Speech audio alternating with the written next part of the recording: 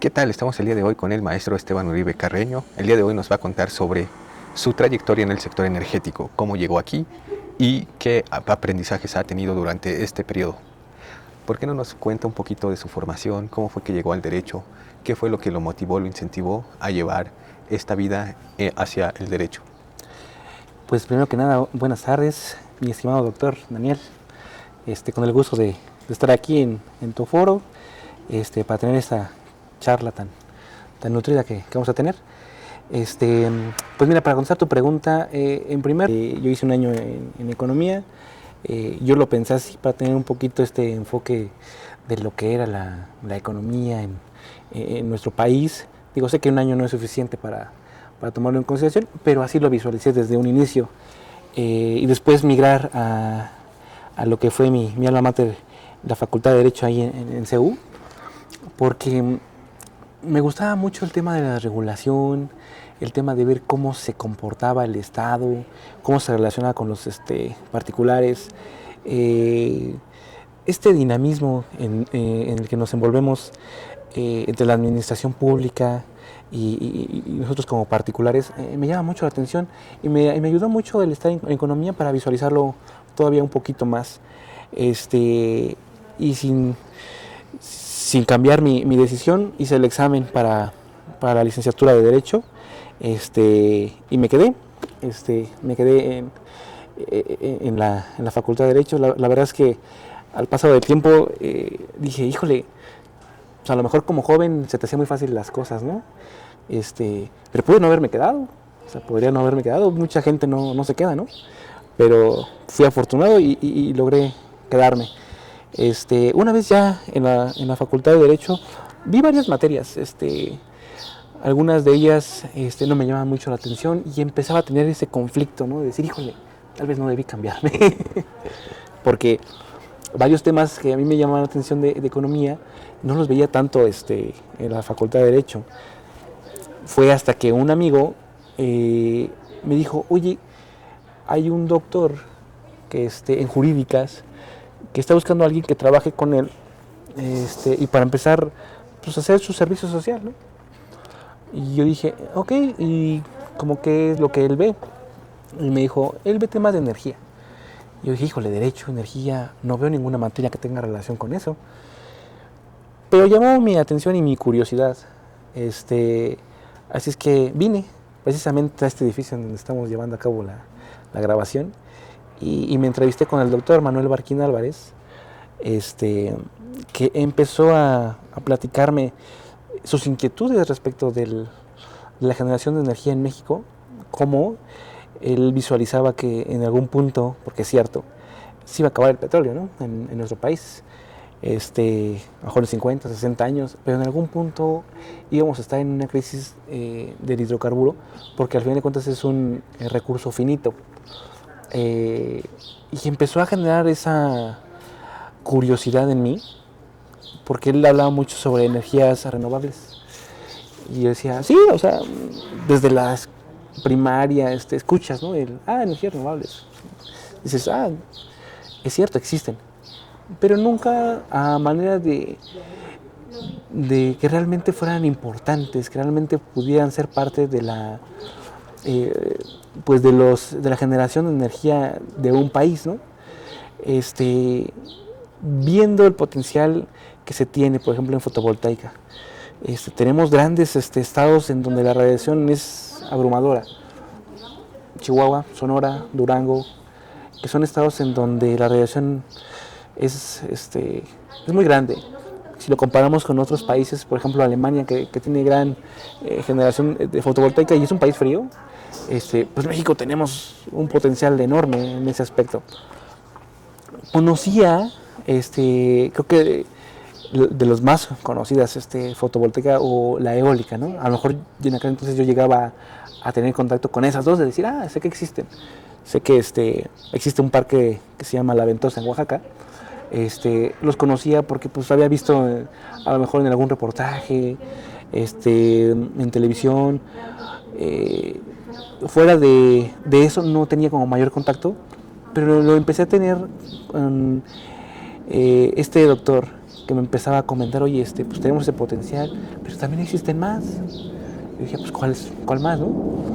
Existe la geotermia, existe la hidroeléctrica, que no sé realmente si sea limpia o no, por algunos asegúnes, la mareomotriz, y tenemos alrededor de 9.000 kilómetros de costa, que creo que nos da un potencial para generar electricidad con las mareas, pues bárbaro.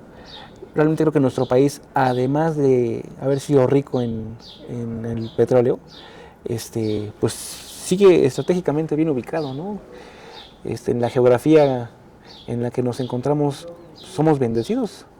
Tenemos una gran sí, potencia de ese tipo de energías, que a lo mejor no les damos tanta importancia porque a lo mejor decimos, híjole, si no hay sol se acaba la electricidad, si no hay viento no tenemos eólica, si no hay mareas, a lo mejor en un día que no haya tanto, sí, estoy de acuerdo, pero eso al pasar del tiempo y al seguir incentivando capital humano que genere nuevas tecnologías, que podamos lograr almacenar, que podamos lograr pues hacer muchísimo más fácil los costos de poner una planta de ese tipo, pues el potencial que tiene el país es mayúsculo, ¿no? Y creo que es importante darle mayor énfasis. Sé que ya hay una reforma en 2013 donde ya tenían una ley de transición, ahora tenemos otra ley de transición, estamos viendo como país, sí, creo que estamos dando esos pasos a dirigirnos a este tipo de energías. Siento que todavía nos falta mucho por hacer, porque a nivel mundial lo vemos, dependemos enteramente del hidrocarburo, no solamente para generar electricidad, sino para insumos, ¿no? De repente se dice, mira, es un vehículo eléctrico, ya no está utilizando petróleo. ¿Y las llantas? ¿De qué están hechas? De un tipo de goma que se genera a partir del hidrocarburo. Obviamente los mezclas y generas este compuesto. A fin de cuentas vamos a seguir utilizando el hidrocarburo para otro tipo de cosas, no solamente para generar energía, ¿no? Y entiendo que todavía falta mucho para que lleguemos a nivel humanidad, ¿no? A generar enteramente electricidad o energía con fuentes renovables, y lo entiendo. Creo que sería una locura el cambiar inmediatamente a fuentes alternas cuando el hidrocarburo es el que nos está dando hoy por hoy pues el movimiento que tienen las grandes ciudades, por ejemplo, ¿no? Digo, ahí fue donde a mí me llamó muchísimo la atención, con el doctor Manuel Barquín en el Instituto de Investigaciones Jurídicas. Ahí fue donde nació esta pasión, vocación, como lo quieran llamar, de conocer el tema de la energía y en específico tal vez en el tema de las energías renovables. ¿Y cómo fue tu salto para el sector energético? Pues hubo mucho, tuvo mucho que ver este doctor que me incentivaba mucho, oye, a ver, busca algo más, ya aprendiste conmigo, ya te enseñé ciertas cosas, pero sal allá afuera, ¿no? Sal, busca algo en el mundo real. Ya aquí estuvimos como el tema académico, que todo va de la mano, ¿no? Todo se va incorporando y va ayudando al crecimiento. Y entonces fue como me acerqué un poquito a Secretaría de Energía y tuve la fortuna de ser aceptado en primer momento en la unidad de transparencia de la Subsecretaría de Electricidad.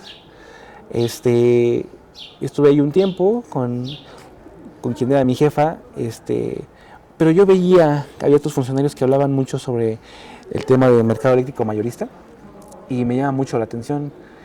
Y como todo estaba empezando, ellos mismos estaban generando su propio conocimiento. Al estar empezando a generar su propio conocimiento, invitaban a gente, sobre todo a jóvenes. En aquel entonces muchos de ellos ya estaban en los 30, yo estaba en los 20, pero invitaban a estos chicos que ya estaban trabajando como subdirectores, a dar clases, a generar hacer exposiciones de temas que eran complicados. Y yo empecé a involucrarme un poco en esas clases, de repente pues nada más como oyente, ¿no? Me decía, ay, mira, ¿qué es esto? Había cosas que entendía, había cosas que no, porque obviamente ellos eran economistas, ingenieros. Quien era mi jefa en aquel entonces, pues al ver mi interés me dijo, oye, si ellos te aceptan, ¿por qué no buscas irte con ellos? Por mí no hay ningún problema. Y yo dije, ¿en serio, de veras no tendrías ningún inconveniente? Y me dijeron, no, ninguno, pues pregúntales. La verdad es que ya me habían invitado a irme con ellos, así es que pues le tomé la palabra y decidí decirles a esos funcionarios que sí me iba con ellos. Se iban a mudar de piso, iban a estar en el siguiente piso. Y me fui con ellos. Empezamos a tomar clases ya en forma. Nos dieron algunos temas para que nosotros desarrolláramos y diéramos alguna exposición. Y digo diéramos porque en aquel entonces ya había entrado otro compañero que él era economista y empezamos nosotros a hacer nuestra pequeña exposición y la dimos y les gustó mucho. Nos invitaron también a una planta de generación de electricidad en Tula, Hidalgo, si no mal recuerdo. Y estuvimos cerca ahí de las plantas de cómo se generaba, había ciclo combinado, si no mal recuerdo. Y era muy apasionante todo eso. Y decías, híjole, estamos en donde se genera la electricidad, en donde se genera el motor que mueve pues realmente un país, ¿no? Un país sin energía, pues, yo creo que no se podría llamar país.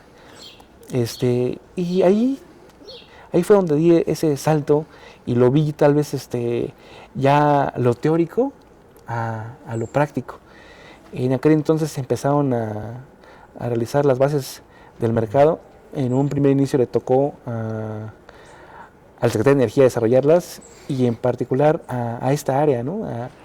A la subsecretaría de Electricidad, con los funcionarios con los que ya estaba, y tuve la fortuna de que me permitieran revisar las bases del mercado. A mi nivel las revisé y dije, les falta esto, tiene esto. Pero tuve el primer contacto con todo este tema de esa regulación, que para mí la reforma de 2013 fue un parteaguas realmente, porque se empezaron a abrir más foros. Sin ser que yo había participado con mi primer jefe en jurídicas, en foros de grandes pláticas sobre el tema de la energía. Para mí, 2013 en adelante, empecé a ver más foros en donde se hablaba sobre estos temas. Posteriormente, empecé a notar que en universidades ya había cursos, ya había derecho económico, derecho energético como materias, lo cual me da muchísimo gusto, ¿no? Porque veo que nuestros jóvenes pues ya empiezan a tener más facilidades para poder aprender sobre el sector. Algo que en el momento en el que yo estuve no lo vi. O sea, yo lo que aprendí, lo aprendí del investigador de jurídicas, ya tal vez en la práctica, en la Secretaría de Energía, en foros, porque también ayudaba a mi investigador a sus ponencias, y todo esto a mí me sirvió, pero yo no lo veía tal cual en mi facultad, ¿no? Por ejemplo, a lo mejor yo veía materias como, sí, derecho administrativo, que es como para mí la primer base, para poder entender después cómo es que se va derivando el derecho energético, porque para mí es como una rama del derecho administrativo. De hecho, hice un curso de derecho administrativo, lo que me ayudó a entender después ciertas cosas. Creo que ahí estamos ciertos en que nuestros jóvenes ya no van a estar en la postura en la que yo viví. Queda más como escondido, como más tú búscale, a ver quién sabe, y pregunta. Ahora ya lo están viendo como materias y me da muchísimo gusto, porque creo que va creciendo ese capital humano que pues que México necesita, ¿no? Que nuestro país, como cualquier otro, necesita para poder seguir innovando y atendiendo también trámites y demás cosas que se tienen que llevar a cabo para que ese sector siga creciendo, ¿no? ¿Y qué papel juega el derecho en el desarrollo del sector energético y el crecimiento de un país? Mira, al tener pues claridad en lo que tienes que hacer, los pasos a seguir para poder tener permisos, para poder generar energía con fuentes de energía, por ejemplo, renovables, ya te ayuda mucho. Ya el tener esos pasos en una legislación que después se puede ir generando lo que fue en aquel momento en bases del mercado, en bases operativas que son todavía más técnicas, que a lo mejor ahí muchos de nosotros los abogados necesitamos ayuda de los ingenieros, porque a lo mejor algunos conceptos no los tenemos tan claros, ¿no? Por ejemplo, yo en Secretaría de Energía, pues yo no sabía qué era un nodo, ¿no? Por ejemplo.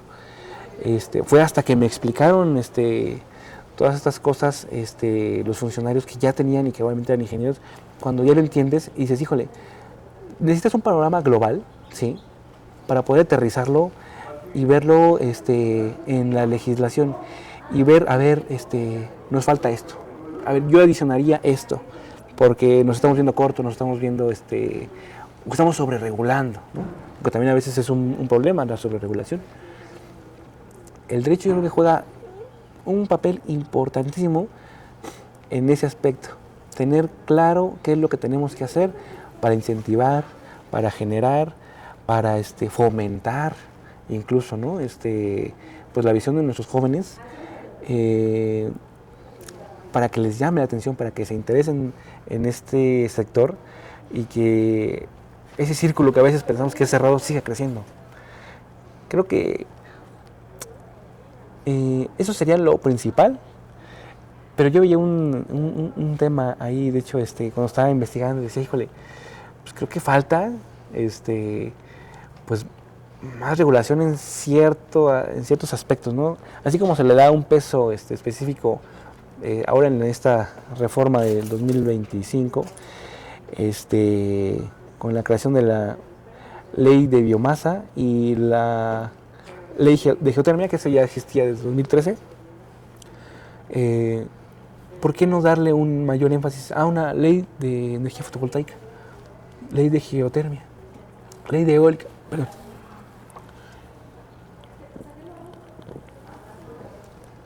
A veces se reseca un poquito la garganta. ¿Por qué no? Entiendo que el potencial de geotermia es muy grande, pero también el de fotovoltaica, el de eólica. Y sin ser que están englobadas en las demás leyes que se tienen, ¿por qué no tener unas en específico? Para hacerlo más entendible y más digerible para todos nosotros, ¿no? Digo, como abogados creo que sería lo adecuado.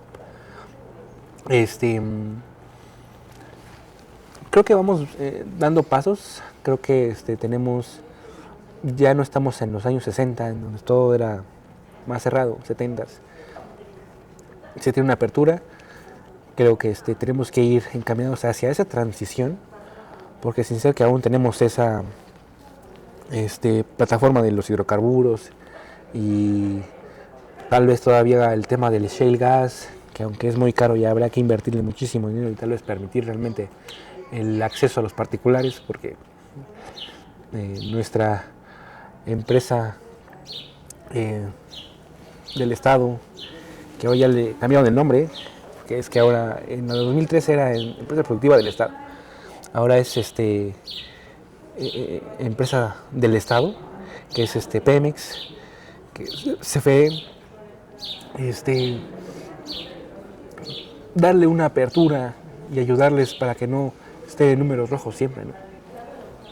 A esos jóvenes que quieren empezar su trayectoria en el sector energético, ¿qué les dirías?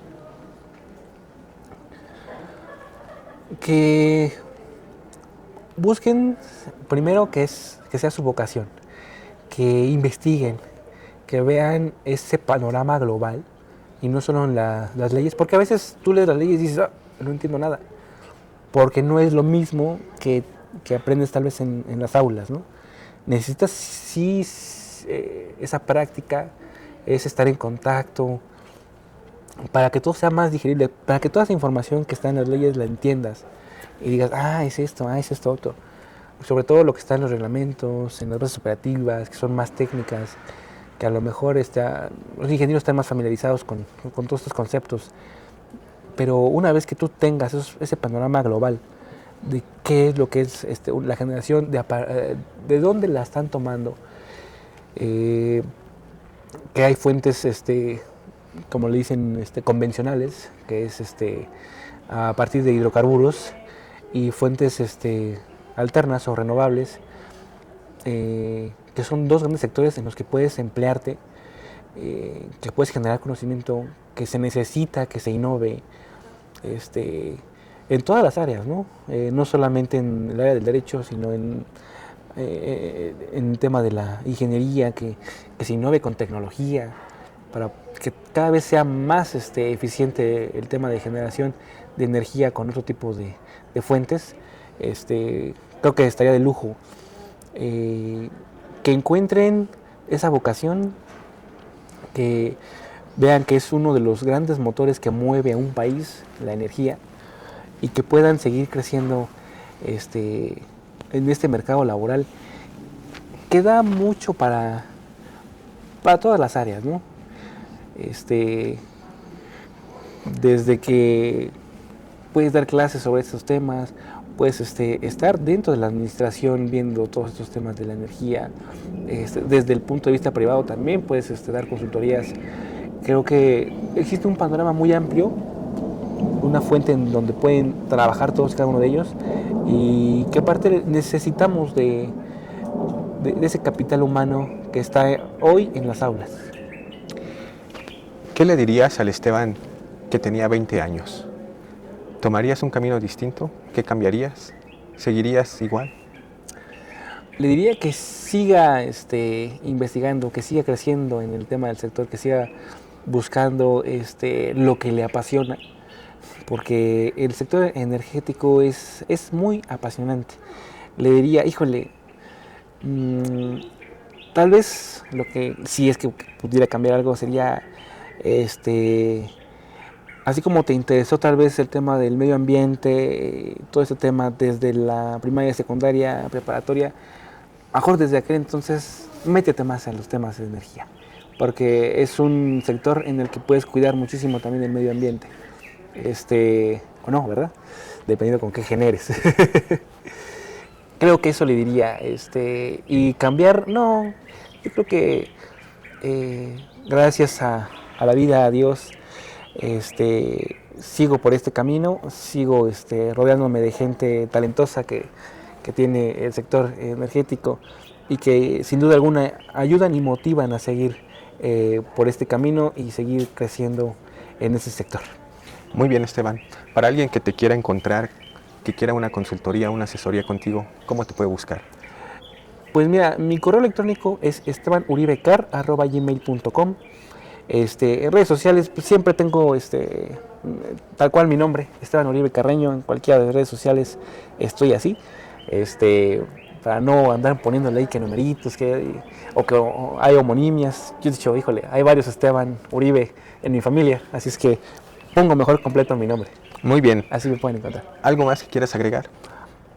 No, yo creo que sería todo. Agradecer tu espacio, agradecer la invitación a tener esta bonita y nutrida charla y seguir viéndonos por aquí y creciendo como lo hemos venido haciendo, mi estimado doctor Daniel. Bueno, así será. Pues muchas gracias. Gracias a ti. Vamos.